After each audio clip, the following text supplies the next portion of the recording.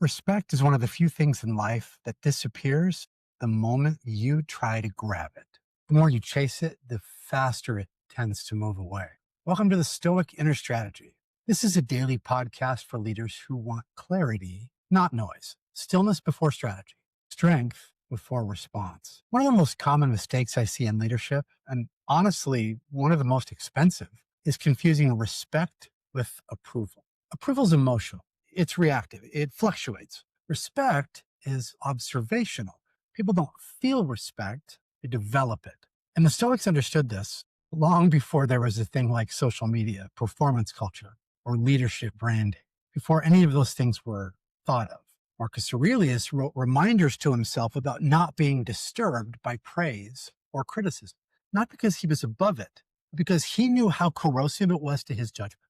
See, reputation lives outside your control. Your conduct does not. That distinction matters significantly more than most people realize. Here's the uncomfortable truth. If you need people to respect you, you're already negotiating your position. Stoicism never taught leaders to manage perception. It taught them to manage self-command. Think about the people you genuinely respect in your life, not the loud ones, not the charismatic ones or the impressive storytellers, the steady ones, the ones who keep their word without reminders, don't rush to defend themselves, don't crumble when criticized. They don't posture for attention. They don't ask for respect. They don't signal that they deserve it. They simply behave in a way that makes respect inevitable. Epictetus said, if you want to improve, you must be willing to be thought foolish or ignorant at first. Now that is a line that often gets misunderstood.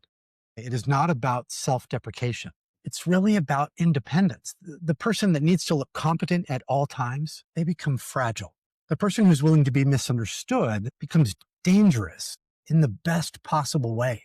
See, chasing respect is a form of dependence. It ties your inner stability to other people's reactions. It makes you explain when silence, quite frankly, would be stronger. And when silence is stronger, don't go out of your way to explain yourself. That, honestly, is weakness. It makes you justify when restraint would be clearer. Think about that for just a minute. When you chase respect and you feel like you have to justify, are you actually demanding respect? Are you earning somebody's respect? No. And sometimes restraint is just the cleaner way to go. Stoics absolutely didn't operate that way. They focused on what they could govern, their character, their reactions, their decisions under pressure. And this is where this becomes very practical for modern leaders. Every single time you over-explain a boundary, you weaken it. Every time. Every time you argue for your worth, you dilute it. You dilute your worth. Every time you rush to correct just how you're perceived, you hand away your authority. See, calm consistency builds something, and it builds something louder than words ever could. This is why respect so very often shows up quietly. People start treating your time differently. They stop interrupting. They listen more carefully. They think before pushing themselves onto you. Not because you demanded it, not at all, but because your behavior trained them. And that's a key. Your behavior trains people around you. There's a paradox here that's worth sitting with. The less you need respect, hear me, the less you need respect, the more likely you are to receive it. The more you chase it, the faster it erodes.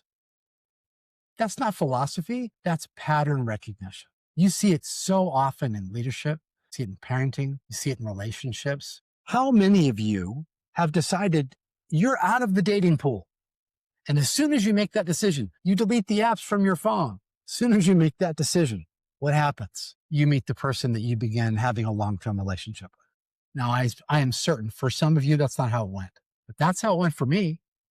And it happens so often, it's almost like clockwork. The person who is solid doesn't negotiate their standards, they live them. And that steadiness does something subtle but powerful. It completely removes drama from the equation. People who thrive on emotional leverage lose interest. People who value character lean in. Stoicism has never promised admiration. And I know that we admire people like Marcus Aurelius and Seneca and other Stoics a lot. Marcus was the most powerful man in the world. He ran the Roman Empire. He was the emperor, and yet he strove to be humble at every single step. And he journaled his way through it and wrote them in what we now know as meditations. Stoicism never promised admiration, but it does promise alignment. And alignment is going to outlast applause for a long, long time. Because when you're aligned, your whole being shines. It brings forth who you really. Now, if you're wondering whether people respect you, don't ask them. Watch, pay attention. Watch how they treat your time. Watch whether they listen without interrupting. Watch how they speak about others when others are not present. Watch whether they bring problems or just excuses. Respect always reveals itself, never announces itself. I had a client that I was doing work with. They always insisted on being the one that was speaking, always. They didn't like to listen. They liked to be the one that talked. They did not respect my time. They certainly didn't respect the time of the team that we built. They didn't respect the time of their clients. They didn't always say the best things about other people when those other people were not present. They say success leaves clues. Respect also leaves clues. You can see those things play out. It always, always reveals itself, never announces itself. And if it hasn't arrived yet, that doesn't mean you're doing something wrong. It may simply mean you're building something that's just going to take time. The Stoics didn't chase respect. They chased self-command, self-control. Respect followed when it was warranted, as it always does. Now, if this way of thinking helps you lead with more clarity, or do things in your life, make decisions you need to make with more clarity, with less noise, stay with me here. We have new episodes every weekday. Short form episodes, 1, 2, 3, sometimes 5 minutes long. And then these episodes that we put on YouTube, they're going to be a little bit longer, a little bit more in depth, a little bit more discussion. Always the goal is stillness before strategy.